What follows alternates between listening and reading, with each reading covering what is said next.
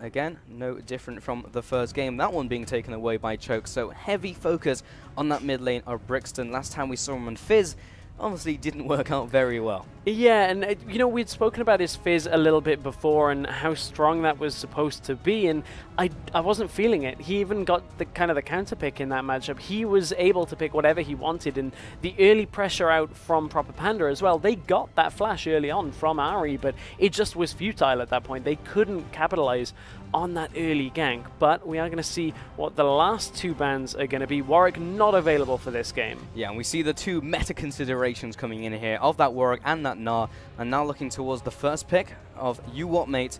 And they're going to spend a little bit of time on this one to decide exactly what they want, but they actually banned out the Warwick here, so it didn't come out from Choke, but maybe they just didn't want it to put it in their own composition. Either way, that will be the Irelia coming in by WOT mate. It will indeed. Now, Irelia, they banned it out in the last game because Numlocked is very good on Irelia up in that top lane. We've heard a couple of things from time to time, champions to go against Irelia, and we don't normally talk about hovers, but Hecarim is one of them. It is a champion you can play against Irelia up in that top lane. It sounds very strange, but Numlocked has even been the one to do it as well, so that's something we could look for through this pick and ban phase, because there are very few champions you can actually play against Irelia right now. A good Irelia player will punish most AP champions like a Lissandra, like a Rumble up in that top lane. It's very difficult. Yeah, I mean, if Numlock is able to play Hecarim, then it is a pretty viable counter heading into that top lane. But either way, there has been the Lucian locked in here, and that will be again the Pantheon coming in this time around for Lasagna, showing Proper Panda how it's done.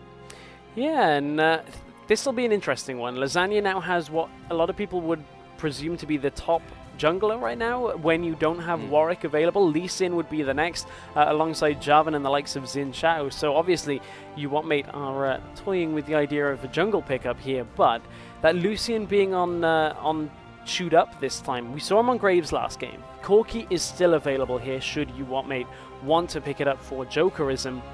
And the question is, what is it going to be? He looks like he's actually opting towards that Graves again. That's quite interesting that we're not seeing Corki quite as prominently picked here. Right, so Graves actually comes in as the number 2 following from that Lucian, this time around taken by WOT mate.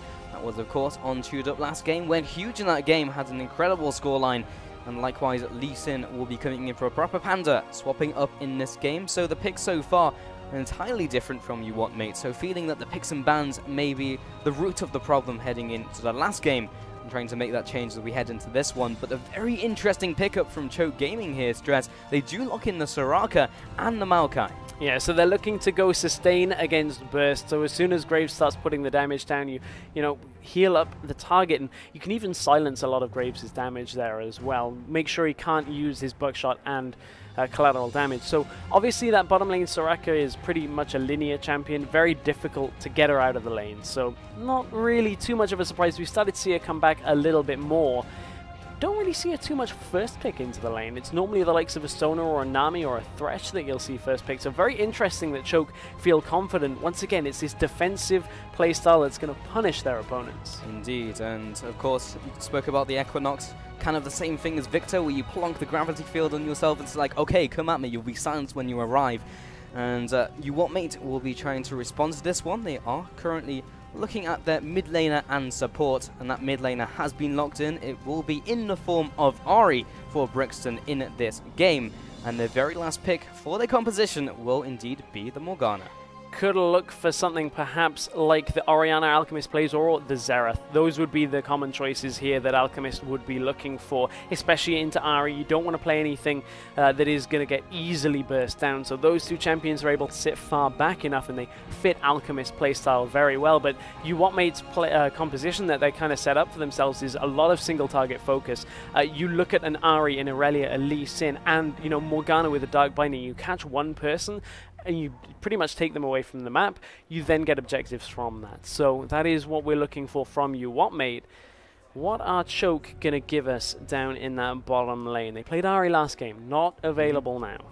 Yes, indeed. So, of course, we do have that Maokai in the top lane. Now, we will be looking at the mid lane pick here, coming in from Choke. They have 10 seconds remaining, and they lock in Azir here, Stress. So, of course, the only other Azir we've seen on patch 4.20 was, of course, Bjergsen in San Jose.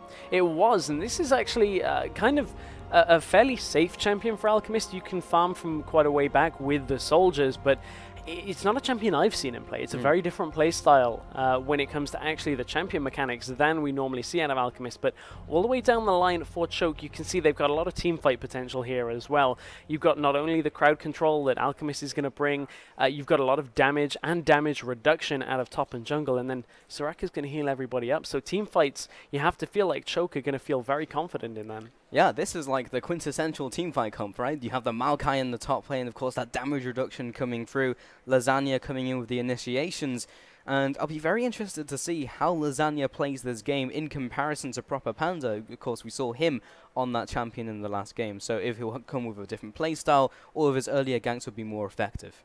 Yeah, I think we're going to see a very similar early playstyle. As with Pantheon, you always want to get into a lane like the mid lane as much as possible. The problem with that is they're up against Brixton on Ahri. Ahri is typically mobile post 6, but you know, we saw the flash burned early. Can Alchemist capitalize if the same sort of thing happens again?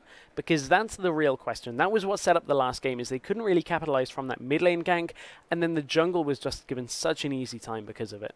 Well, make sure to join the conversation over at Twitter, guys, using the hashtag L4N. But we are just about ready to head onto the rift between these two teams, heading into the second game of this best-of-3. UWT mate now in the bottom left-hand corner, and of course, in the upper right, it will be Choke. So, game 2, it is a 1-0 lead currently for Choke.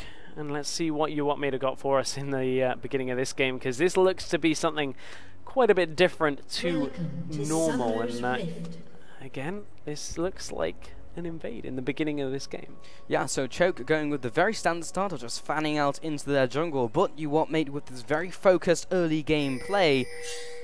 Now heading over, here comes the charm, lands onto Chewed Up as well. Here comes the follow-up, and he talks about that single target composition, and even at level 1, you can see that coming into effect. First blood to UWT mate. Really nice flash charm there. If that hadn't have hit, that would have almost certainly been the laning phase going away from UWT mate, but they're not done yet. They've got wards down in the enemy jungle, and they have taken full control of this lower side jungle. Yeah, Brixton wasn't able to make it 2 for 2 on charms, but either way, they have, as you said, full control over this jungle. The wards come out.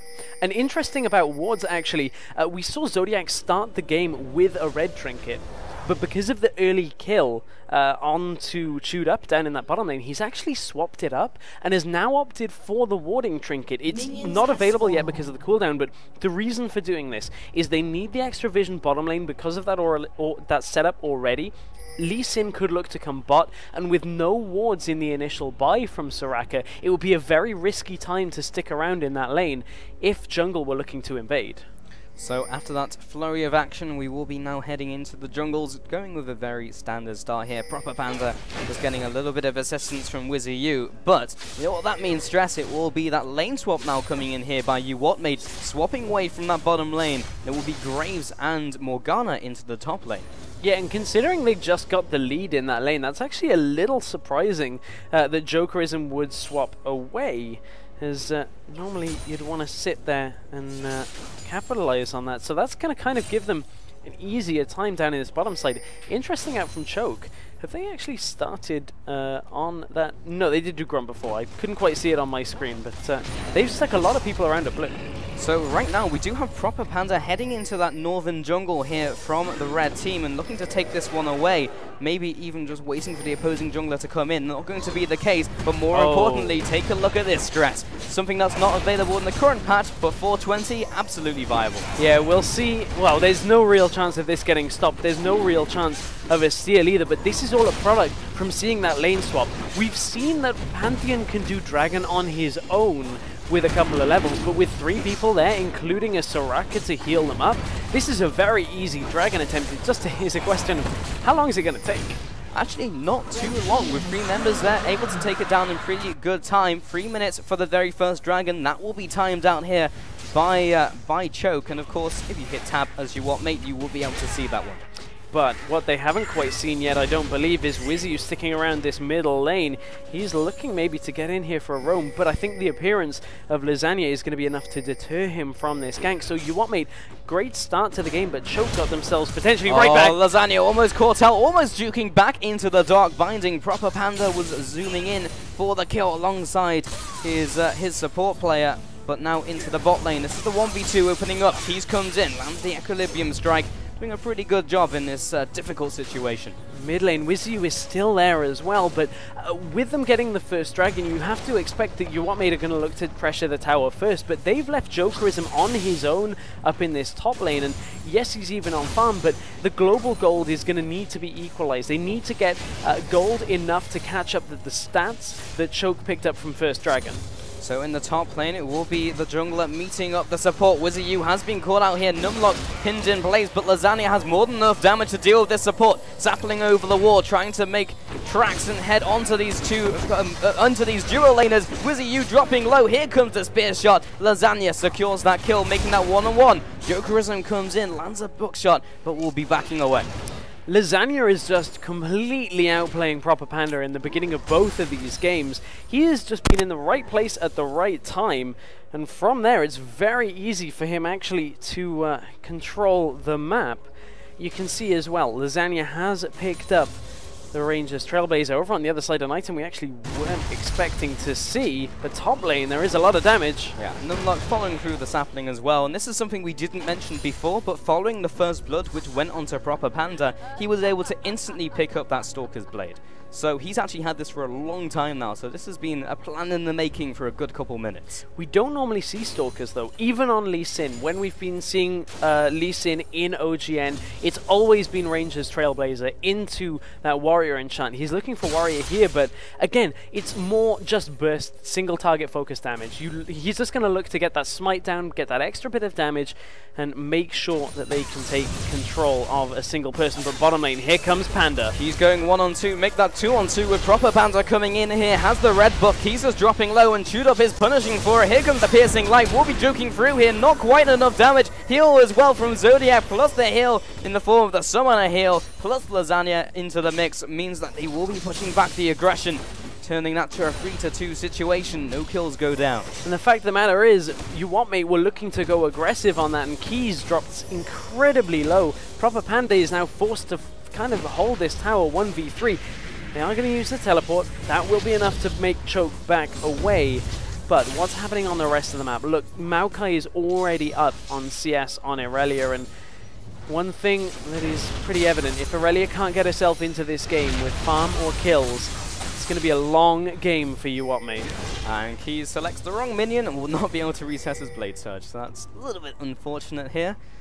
And that will be currently 1-on-1 on kills, but following a lane swap up, you really have to question how much did they gain, and the answer to that question at the moment stresses not very much. Yeah, they pretty much gained nothing from it, to be honest. They gave away the dragon and really haven't capitalized on that, but top lane they are perhaps looking to right now, as WizU does land the binding, but it's a Maokai. You're really not going to be able to burst him down. Yeah, not quite as easy as it was in the bottom lane before, as he's trying to put down the harassment, but Zodiac means that Chewed Up is going to be very, very healthy in this lane, and will be able to supply those heals left, right and center and all day. Currently, in terms of gold though, only a 200 gold advantage to Choke, so nothing to write home about just yet as we head into the second game of this best of 3 here at Four Nations. But with Dragon not giving global gold and first blood going to UWT, that's actually quite a major factor in this game.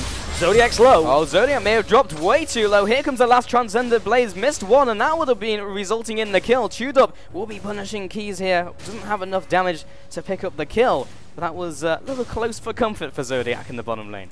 Yeah, a little bit, quite a lot close for comfort on that one, but didn't have anywhere near his ultimate available. He is still only level 4 down in this bottom lane, but that gold disparity really is a sign just of how Choke are reacting very well again. They've kind of dropped back a little bit to defensiveness in that mid and top lane because they know they can't really get too much from them. They just have to outlast this bottom lane that is being aggressive, and they're being far more aggressive than Graves and Morgana are as well, because there's just not really a lot that Graves and Morgana can do here. Again, in the bot lane we just see little bit of trading back and forth, but WizU now putting a ward in the opposing jungle in that red buff. Lasagna comes up, but with the razor sharp buff coming in from the Raptors, we'll be able to clear that one away with the help of Zodiac, as he is now accompanying him in jungle as Numlock also comes down, making sure that Choke is just able to pick up all their buffs without any contest from UWT. And in the mid lane, of course, it will be the Emperor of the Sands, DX Alchemist on that Azir. Hasn't used any summoners, hasn't used Assault, and hasn't even gone back to base yet. Will be doing that very first back of the game, picking up the Chalice and well on his way to the Athenes with the Fiend's Codex as well. Yeah, now it's a little bit interesting that you'd see the Athenes buy. A lot of people have been moving over to the Morellonomicon for that extra cooldown reduction. Doesn't quite give you as much mana though, and that's one thing that we've kind of seen out of Azir, but his bottom lane, Shoot-Up's low on health. Well, Keys is low on mana, and that means he can't follow up, but who can follow up is proper Panda in the jungle here on Zodiac. Slows him down with the cripple, with Brixton coming in from behind. Will be using the ultimate, lands the Q onto a minion. Shoot-Up now into the fight, but the Dragon's Rage will be executing him, follow over the wall as well. Brixton makes that the second kill of the fight. DX Alchemist 1-on-2, can he make this work? Here comes the ultimate from Lasagna. DX Alchemist is so incredibly low, but will pick up the kill in return onto that Lee Sin. No, gets taken down by the Orb of Deception. Lasagna, can he be manly enough to take on these two surviving members of UWM? Brixton and Keys getting out of this jungle on very low HP, and Lasagna is still in hot pursuit. Will be taking an Orb of Deception, and I think he decides better of it. Lasagna just had the read there at the tail end of that fight, but all the way back, you could see them chase through the jungle. A really nice ult out of Alchemist made sure that Alex stayed alive. Brixton is overstaying here. The charm lands onto Lasagna, but it wasn't quite enough damage with both swings of the Orb of Deception. Yeah, he was overstaying because right behind Lasagna was Zodiac. But let's take another look at this bottom lane engage. Shoot-Up tries to get away over the wall, but runs pretty much just into Grump. Look for the ultimate here from Alchemist. As Panda comes forward, he then ults him back into the Pantheon ultimate. And from there is a really easy cleanup for the rest of the team. A little bit of Brixton getting a good Orb of Deception there to pick up another kill. But as we're back to life, Dragon's gone down. Proper Panda over the wall. It was actually Keys taking away the dragon with a Transcendent Blades, so it wasn't even the smites coming out. In fact, Lasagna didn't even smite, so the first dragon of the game, in fact the second dragon of the game, goes over to UWM, making that one apiece. It was actually a dragon steal. We didn't see the attempt there, and I've just gone back and double checked it. It was Choke starting off the dragon, and as you said, Irelia coming over and landing the Transcendent Blades. Lasagna really just kind of let that one go away from him, and that's a fairly important thing. That's going to equalize the dragon count between these two. Look at how much damage Shoot-Up is taking here. But it's a questionable engage here, as Shoot-Up will just follow with the double tap, take him down in the one-on-one, and when you have that many caster minions behind you, it was a questionable decision. It was. I mean, he kind of got baited in by the fact that it was a good trade at the beginning, but he was trading well because Shoot-Up wasn't actually doing anything to him, and WYZIU's looking to maybe do the same thing. I'm not sure that they're really going to get too much from this without the help of Panda. Proper Panda does not connect the Sonic Wave and will be heading back, but if you take a look to the top side, it will be Brixton coming in, maybe looking to secure a kill onto the bottom lane. Thinks he will not be doing that one today. Takes away the pink ward, and maybe even now again heading in from behind, but that ward's over the wall by Zodiac, and make that two wards over the wall will give them complete control over that area. Now Brixton is the middle of no man's land. Alchemist, great juke out of the way of the charm, and now Lasagna's caught in the middle of them. Well, that's just going to be him being kicked back to his team by Proper Panda. Now Alchemist is still trying to escape from this one. He does have that soldier, but Proper Panda will be executing him. Now Keys is on the offensive. Numlock fell in that background action as well. Zodiac falls down, trying to be the sacrificial lamb. Can they turn around and pick up the kill? Yes, they can, as Judah comes in with the first. WYZIU not in range to land the Dark Binding, but the double kill for Lasagna, now being chased down by Proper Panda, comes in with the triple kill. You're not going to be able to take down Jokerism and WYZIU, but still, overall, messy fight, but a 4-for-3 in favor of UWM. A very messy fight, but finally UWM managed to get themselves a couple of kills here. Let's take a look back at the beginning of this engage. A really nice juke out from Alchemist to stop him from dying. Actually, that was a little earlier in the fight, but as Keys begins to chase, again, Keys is a little bit over-aggressive, you have to feel at times, and it baits Brixton into going aggressive on no health, and that's something we're kind of seeing a little bit in this best of 3, is Brixton is going in a lot when his team is saying, hey, we've got this. This game, it's working out a little bit better for him. He's 2-1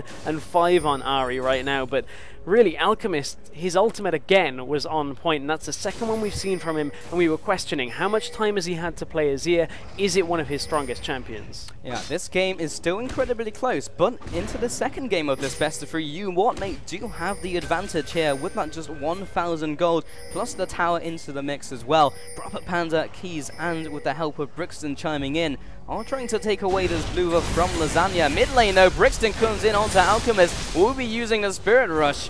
WizzyU as well, trying to take down the turret, but it's Lee Sin from behind. Doesn't quite connect the dots, but here's the wall jump, here's the Tempest Gripple. Picks up the kill onto Alchemist, taking him down. Lasagna in an awkward situation with that Sonic Wave connecting, but there's no insect play to be had.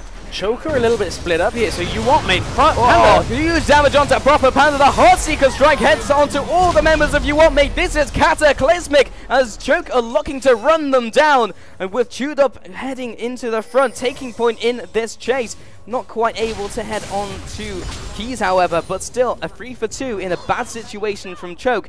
They are a reactive team who can make these situations work. I was about to say, Choke may be split up, but the fact of the matter is there's a very easy entrance through the side as they pushed up to the turret. Pushing up to a turret when you're low health like that, remember these inner towers now have that shield, it takes longer to take them down, and you can see the effect of that. UWM overstay in the middle lane, and that's one thing that they've kind of got that they have to adjust, is they're overstaying in fights, they're overstaying in engages, and it's starting to punish them a little bit. So, with all of that action, 20 kills in 15 minutes. If any game has been bloodthirsty in Challenger, this is absolutely one of them. But one person that hasn't really felt the pressure yet is Lucian. Chewed Up hadn't yet actually backed to buy, and he's got about 2,500 gold currently on his person, so he's about to hit a massive damage spike when he backs up. It'll be Infinity Edge, likely the boots or part of the static shiv as well here. There we go, boots picked up by Chewed Up. So as much damage as he did in the tail end of that fight just with the culling alone, he's just got a massive spike of damage on his team fight. This will be very difficult to deal with as we move into the mid-game phase. DX Alchemist claiming the middle turret in the name of Sarima, bringing up that Sun Disc, of course, with his passive. Will be able to keep control over this map, but it is Lasagna coming in with the man drop onto WizzyU. Huge damage coming out from the spear shot as well. Keys comes in with the Transcendent Blaze, but the Alchemist will tell him to get away as the soldiers come through with the Emperor's Divide. Now with the Dark Binding from WizzyU onto DX Alchemist, has to flash away from the following skill shots. Proper Panda still looking to follow up, but the Shifting Sands gets him back to his team. Brixton now with the follow-up. Normlock has been called out, but head back into the team. This one's going to be a bloodbath as Keys will be dropping as well alongside his jungler and alongside his mid lane. And Choke once again with this reactive play come out huge. There's that triple kill coming out. WizzyU the only surviving member after that whitewash. I'm not sure what Brixton was doing there. He comes in from the top side of River, tries to engage on Numlock, who's Maokai, who has a Rod of Aegis right now in his ultimate available. That just was a very weird turn of events. This is the tail end of it as Brixton goes in pretty much 1 versus 5 here.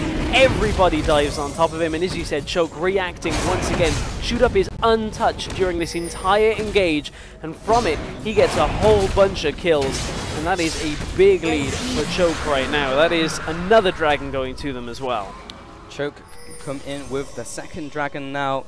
That last one was taken away by UWM, so slightly delayed, but with that added minion damage, we'll be quite happy to be utilizing that buff. Everyone head back to base. And yet another Brutalizer picked up from Lasagna, even past that Warrior enchant, so just trying to get in as much damage out of his build as possible, as we are 17 minutes into this game, and now there is a gold advantage being opened up here by Choke with that 2,000 gold advantage. WizzyU with the ward over the wall as well. And UWM are pushing down the middle lane here. Charm comes through. Will be landing the Orb of Deception. Brixton with the rest of the combo, but it's not enough damage with the healing coming in from Soraka. And Keys gets blown up. WizzyU just trying to play damage control as Proper Panda again does not land the Sonic Wave. And a 1 from 0.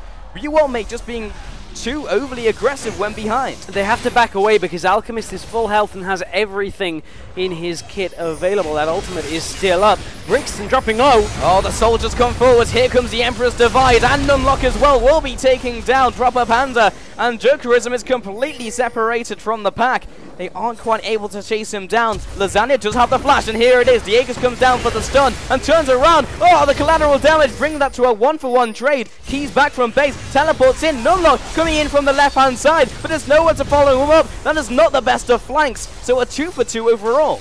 Seeing Alchemist back in that fight, they had to read that. They know everything is available, and UWM kind of make this weird decision to kind of push up to the turret even when Keys had died. And Keys is somebody that has not been able to get into the game at all. He's 1-4-3, no Trinity Force anywhere near being completed at even 18 minutes into this game. It's going to take another minute or so for him to get anywhere near that. And it's all because UWM lane swap. UWM instigated the lane swap in the beginning of this game, and Choke have punished Keys for doing it. He's not been able to farm up properly, and yes, UWM are in a better situation than last game, but Choke once again are in control. There was a small glimmer of hope as UWM were ahead a couple minutes ago, but teamfight after teamfight, Choke, every time it gets to the nitty-gritty teamfights, they always come out ahead. Not sure if it's mechanics, not sure if it's a different factor, but somehow they just always outplay UWM.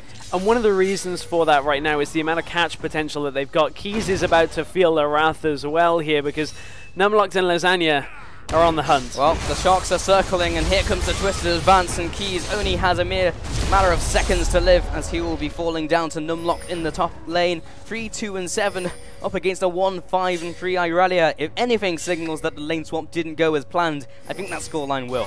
And the fact of the matter is that Choke have so much catch and chase potential. Now they've got a Talisman of Ascension as well on Soraka, so you hit that, and as soon as your opponents have nothing left, you get the Pantheon ultimate. Alchemist will dash forward and then ult, knock everybody around, and again it's going to happen. Brixton gets caught out, takes the damage coming in from DX Alchemist, but Lasagna comes in with the man drop. Down goes the support of Wizzy U, down goes the jungler as well, Proper Panzer. Can they make it 3 for 3? And they have managed to get Jokerism in their sights and has carried on recalling. He stands still for a second. Now is not the time to be shopping. Lasagna comes in with a spear shot, takes him out, a 3 for 0. It is going so well for Choke right now. Again, the teleport down from Numlock. They're able to catch out UWM when they're out of position, and Choke are just so good at punishing teams for being out of position, and we're seeing it time and time again out of UWM. They're trying to be aggressive when they can't. And again, here comes Lasagna into the fight. Numlock is already here, and there's just so much damage. UWM just cannot stand in front of Shoot Up. He's 8, 2, and 7 at this fight, and this is just Jokerism. A little bit unlucky play by the fact that Numlock just saplings into the bush, but that's Numlock knowing exactly where you're likely to recall. Yeah, it was Graves definitely went this way, whereas the most likely place for him to be heading back to base. Well, that's the only bush in the area. So Proper Panda taking away this pink ward, a very small consolation prize following the last sequence of events.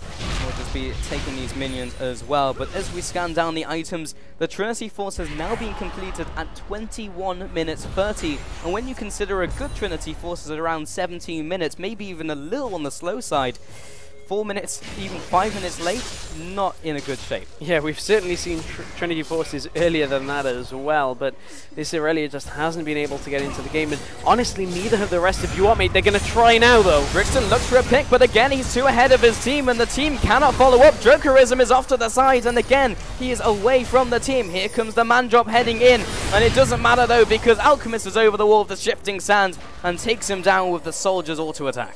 They spot Keys in the bottom lane. They know they have the numbers advantage, and Lasagna is just so good at zoning away the rest of the team using that ultimate. And again, Choke just able to catch their opponents again and again in this matchup. And UWM, that is tough. The fact that they now have an Azir turret right on their doorstep, because it means their minions just are going nowhere in that middle lane. Yeah, they are pushing up, and they are making this their own territory. Now they will be landing that Dark Binding onto Tudor, but they just do not have the follow-up. Proper Panda comes in though, looking for the insect, but drops where he stands. And that's the jungler going down, and Choke keep up the pressure. He didn't even get the kick off there. He just dives in, and it's something UWM have just done a couple of times already this game. It's been Brixton before. This time it's been Panda, and even though Panda got first blood in this game, he is now 4, 8, and 5. And that is a horrendous position to be in for a Lee Sin that went into the early game. They picked up... Oh, here we go, mid lane. This is disastrous coming in from UWT, mate. DX Alchemist finds yet another kill, the 4th one of the game for himself. Here comes the culling across, tags the support, but yet another kill, another pick. They are going to try and take another objective off the back of this one. Honestly, the fact they've gone Stalkers on Lee meant they had to get a load more kills on him early in the game. This has been quite a bloodthirsty game just in general. The fact we've had 36 kills in 24 minutes, but they haven't really been able to utilize the Stalkers just by the fact that they haven't had Panda really have the authority that he has. And it's led to him being behind. He's not been able to build tanky at all here, and he's just dying so quick. That's another dragon going over to choke. Yeah, this is just really just going from bad to worse currently for UWT mate in this game. Choke are just all over this map. And chewed up is farming up the jungle, but 24 kills to 12, doubling them in kills, and again edging onto that 10,000 gold horizon. Only 8,000 gold at the moment, and are in fact behind on turrets, but that hasn't made the blindest bit of difference when it's come to head-on-head engagements between these two teams. And the engagements just have been kind of blinded by UWT mate. When you look at it, they've gone in, they've said, okay, we've landed a charm or a sonic wave, let's just go all out and see what happens. And unfortunately for UWT mate, they're playing against a team that are very good at doing that. Keys against Chewed Up in the bottom lane. He's going to go 1-on-1 here, and Chewed Up will juke away, gets the double tap passive, lands a crit as well. Proper Panda connects the sonic wave, but onto a minion. Chewed Up is on the chase.